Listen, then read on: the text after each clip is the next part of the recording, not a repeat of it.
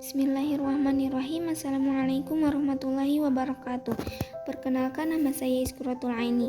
Di sini saya akan sedikit membagi materi bisnis skala mikro, kecil, dan menengah tentang mengelola produksi. Nah, langsung saja untuk materi yang pertama, yaitu pengertian proses produksi. Proses produksi merupakan kegiatan menggabungkan berbagai kegiatan elemen produksi dalam satu kesatuan.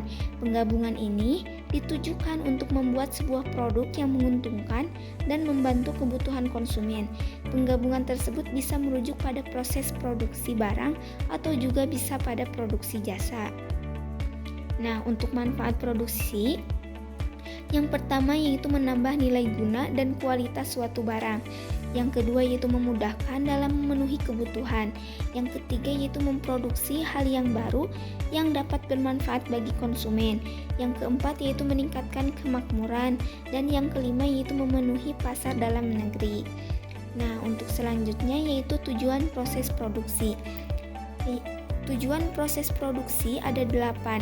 Yang pertama yaitu untuk memenuhi kebutuhan manusia.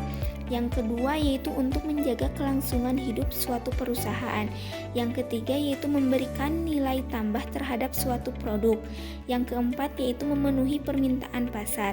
Yang kelima yaitu mendapatkan keuntungan sehingga mencapai tingkat kemakmuran perusahaan. Yang keenam yaitu memproduksi barang ekspor untuk meningkatkan sumber devisa negara. Yang ketujuh yaitu memacu tumbuhnya usaha produksi lain sehingga mengurangi pengangguran. Dan yang kedelapan yaitu sebagai pengganti produk yang telah rusak, kadaluarsa, atau barang yang habis karena pemakaian. Nah, yang selanjutnya yaitu karakteristik proses produksi. Dalam karakteristik proses produksi ini ada 3 proses. Yang pertama yaitu berdasarkan proses, yang kedua yaitu berdasarkan sifat proses, yang ketiga yaitu berdasarkan jangka waktu proses. Berdasarkan proses dibagi menjadi 2, yaitu berdasarkan produksi langsung, yaitu ada produksi primer dan produksi sekunder, dan yang kedua ada produksi tidak langsung. Nah, berdasarkan sifat proses terbagi menjadi 4. Yang pertama yaitu proses ekstraktif, yang kedua yaitu proses analitik, yang ketiga yaitu proses fabrikasi, yang keempat yaitu proses sintetik. Nah, selanjutnya itu berdasarkan jangka waktu produksi terbagi menjadi 2, yaitu produksi terus-menerus dan produksi terputus-putus. Nah, materi selanjutnya yaitu jenis-jenis proses produksi. Jenis-jenis proses produksi terbagi menjadi 4, yaitu produksi jangka pendek, yaitu kegiatan produksi cepat dan langsung menghasilkan produk. Contohnya yaitu pembuatan roti bakar, jus buah, dan lain sebagainya. Nah, yang kedua yaitu ada produksi jangka panjang, yaitu kegiatan produksi yang memakan waktu lebih lama. Contohnya yaitu menanam padi, menanam jagung, dan membangun rumah. Kenapa disebut produksi jangka panjang? Karena memerlukan waktu yang cukup panjang. Yang ketiga yaitu produksi terus-menerus, kegiatan yang produktif, yaitu bahan baku yang berbeda diproses secara bertahap sehingga menjadi produk jadi dan proses berlanjut. Misalnya yaitu pabrik yang memproduksi kertas, gula, dan pakaian. Yang selanjutnya yaitu ada produksi berseling, yaitu kegiatan produktif yang mengolah bahan mentah menjadi penggabungannya menjadi produk jadi. Misalnya yaitu proses pembuatan mobil dan setiap bagian yang dibuat secara terpisah, yaitu misalnya ada yang membuat setir, bannya, mesin knalpotnya, dan lain sebagainya. Nah, proses kombinasi bagian-bagian ini akan berakhir menjadi bentuk mobil yang baru dan siap dipakai. Nah, tahapan dalam proses produksi yang pertama yaitu ada planning atau perencanaan, yang kedua ada routing atau mengarahkan alur, yang ketiga ada scheduling yaitu penjadwalan, yang keempat ada dispatching atau instruksi untuk memulai produksi. Nah, untuk selanjutnya itu ada proses produksi.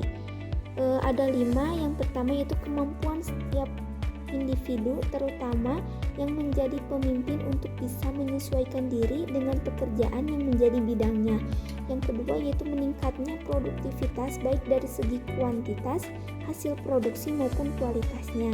Yang ketiga yaitu peningkatan penjualan produk juga dapat dilakukan dengan pengukuran inventory turnover ratio. Yang keempat yaitu peluang memperoleh keuntungan dari hasil produksi jauh lebih besar. Begitu pula dengan nilai keuntungan yang bisa didapatkan. Yang kelima yaitu keputusan akan hasil kerja baik para pemimpin yang memperoleh hasil produksi serta kinerja karyawan yang baik maupun karyawan yang memperoleh imbalan yang setimpal.